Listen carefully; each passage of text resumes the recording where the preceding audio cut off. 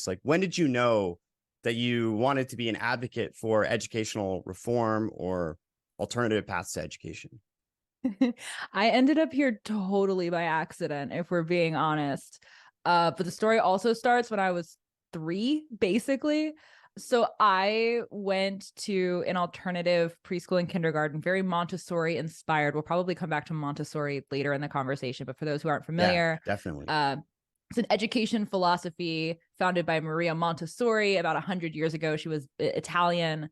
And she was probably one of the greatest pioneers around how we educate kids in the 20th century. I don't want to get too far down the rabbit hole here, but there's a lot to talk about with her. We can come back later if that's of interest. But anyway, I went to a Montessori-inspired preschool and kindergarten.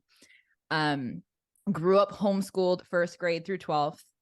And then by the time I got out of high school, I'd pretty much become disillusioned with the education system as a whole. I thought for a long time I'd probably be homeschooled in high school, but then do a more traditional path, go to college, do that whole, have the whole college experience, take the sort of standard trajectory into a career path, and then kind of realized that I was probably getting a better education as a homeschooler at 16 than I was going to be getting as a college student in a traditional school. So I ended up opting out of college,